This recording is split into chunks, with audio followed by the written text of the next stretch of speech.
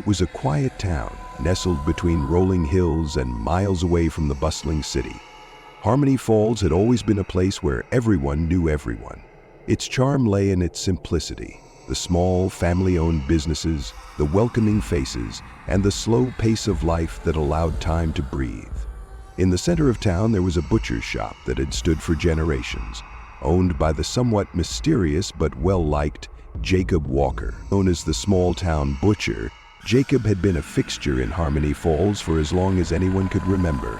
His shop, Walker's Meats, was a place where locals would gather, exchange gossip, and always leave with something fresh. But for all the small-town charm, there was something unsettling about Jacob. People didn't talk about it much, but there were rumors, whispers of strange things in the back of the shop, odd noises, the disappearance of small animals, and Jacob's unblinking stare that seemed to look right through you. Still, no one ever questioned it. He was the butcher, and he was good at what he did. That was enough for most people. But as the years went by, things started to change. People began to notice that their pets were missing. First, it was just a few cats, dogs, even rabbits. But soon it became a trend. The town's animals were disappearing at an alarming rate. Whispers turned into fearful glances, and the once calm streets of Harmony Falls felt a little less safe. Jacob Walker had always been a bit of a loner. He kept to himself, and his interactions with others were brief. He was never rude, but there was something unsettling about him, an aura that made you uncomfortable in his presence. His shop was clean, almost too clean, with a sharp, sterile smell that seemed to linger long after you'd left. The hum of the meat grinder was constant, and the cold storage room always felt a bit too cold. But it wasn't until one fateful evening that the truth about Jacob Walker began to surface. It started with a young girl named Emma Lawson, the daughter of a well-known local family. Emma had always been a curious child, one who loved exploring the town's old buildings and forgotten corners. She had a particular fascination with Walker's Meats. Her parents had warned her to stay away from the butcher's shop, but Emma, being the headstrong girl she was, didn't listen. One chilly autumn afternoon, she slipped away from her parents' watchful eyes and made her way to the back of the shop. What she found there would change everything. The door to the back of the shop was ajar, and Emma, with her adventurous spirit, couldn't resist the temptation to peek inside. What she saw sent a chill down her spine. There were cages, small ones, large ones, stacked on top of each other. Inside the cages were the missing animals, dogs, cats, rabbits, and more. They were alive, but they were terrified, their eyes wide with fear. The smell was unbearable, a mixture of sweat and something darker, something metallic. And then she saw Jacob. He was standing at the far end of the room, his back to her. But his movements were strange, almost predatory. He was hunched over something, and when he turned around, Emma could see the gleam of a large knife in his hand. Frozen with fear, Emma's heart raced. Jacob's cold, calculating eyes met hers, and for a moment, time seemed to stop. He didn't speak. He didn't need to. Emma knew that she had stumbled upon something terrible, something that no one in Harmony Falls could ever have imagined. With a sharp, sudden movement, Jacob lunged toward her, but Emma was faster. She ran out of the room, out of the shop, and back into the streets of Harmony Falls. Her breath was ragged, her legs trembling, but she didn't stop until she reached her parents' house, slamming the door behind her. "Hide!" The terror of what she had seen lingered in her mind, and she knew she couldn't keep it to herself. The next day, Emma went to the local sheriff, a man named Daniel Pierce, and told him everything. At first, Sheriff Pierce was skeptical. He knew Jacob. Everyone in town did. But when Emma insisted and led him to the back of Walker's Meats, the sheriff's skepticism turned to horror.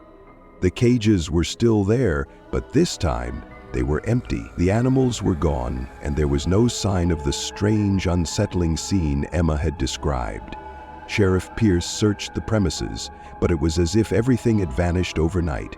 No one else in town had seen anything unusual, and Jacob denied all allegations. brushing off the accusations as a wild imagination from a young girl. Despite the lack of evidence, Emma couldn't shake the feeling that something was deeply wrong. The town started to whisper again, but no one dared to confront Jacob directly. They all remembered what happened to those who crossed him, to those who questioned his methods. He was the butcher, and that was all anyone cared about. But Emma couldn't let it go.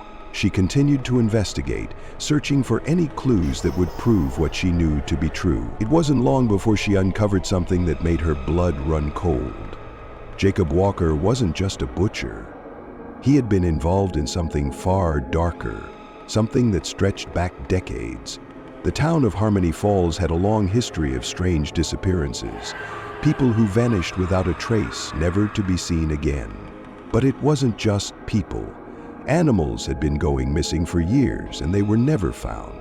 The more Emma dug, the more she uncovered about the mysterious history of Walker's meats. Jacob's ancestors had been butchers for generations, but they had also been part of a secret society, one that practiced ancient and forbidden rituals. These rituals involved blood, sacrificial blood, and they had been carried out in the very same shop where Jacob now worked. As Emma pieced together the puzzle, she realized the horrifying truth. Jacob was continuing the dark legacy of his family. He wasn't just a butcher, he was a predator, harvesting the life force from both animals and humans in gruesome rituals designed to extend his life and power. By the time Emma had gathered enough evidence, it was too late. Jacob knew she was getting close, and he wasn't about to let her expose him. One night, after a long day of investigating, Emma never returned home. Her parents searched the town, but there was no sign of her. No one knew what had happened to the curious girl who had dared to uncover the town's darkest secret. But the whispers didn't stop. The rumors grew, and more people began to disappear. Pets, children, even adults. The town of Harmony Falls became a place of fear, a town where no one was truly safe. Jacob Walker, the small-town butcher, had become something far more sinister. And though the town tried to carry on as usual, everyone knew deep down that the butcher was watching. No one was safe, and the price for silence was steep. The small-town butcher wasn't just cutting meat.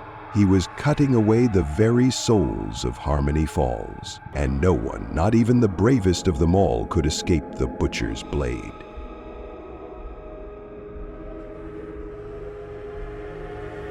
The moral of the story is that evil can often hide behind the facade of normalcy, and the truth may be more terrifying than we can imagine. In a small town where everyone knows each other, trust can easily blind people to the darkness lurking beneath. The tale warns against complacency and the dangers of ignoring warning signs. Sometimes, the greatest horrors are not external, but those that grow in silence, hidden in plain sight, and only exposed when it's too late. Never turn a blind eye to the truth.